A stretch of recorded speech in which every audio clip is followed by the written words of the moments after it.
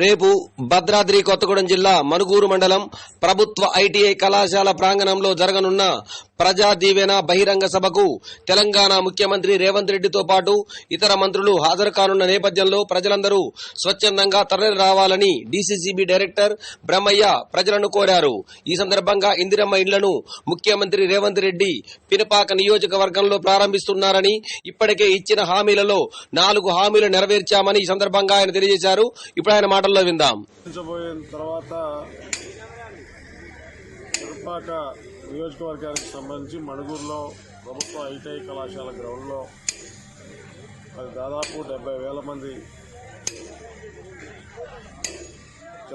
జనాలతోటి ప్రజాదీవన సభ ఏర్పాటు చేశాం.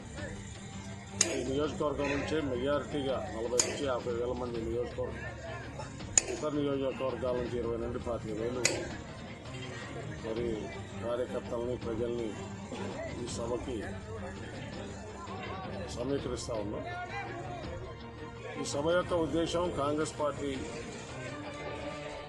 మరి రాష్ట్రం ఆర్థికంగా దారుణమైనటువంటి పరిస్థితుల్లో ఉన్నప్పటికీ కూడా కాంగ్రెస్ పార్టీ ఇచ్చినటువంటి గ్యారంటీలన్నీ కూడా అమలు చేస్తూ ఉన్నాం. అందుకని రేపు జరిగేటటువంటి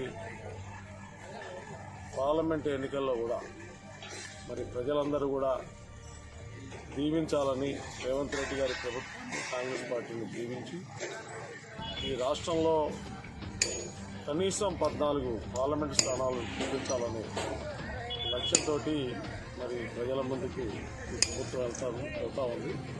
అందులో భాగంగా రేవంత్ రెడ్డి గారు ఈ ప్రజాదీవన సభలో పాల్గొంటున్నారు. కాబట్టి ఈ ఉమ్మడి జిల్లా ప్రజలందరూ కూడా ఈ సభని విజయవంతం చేయవలసిందిగా విజ్ఞప్తి చేస్తారు.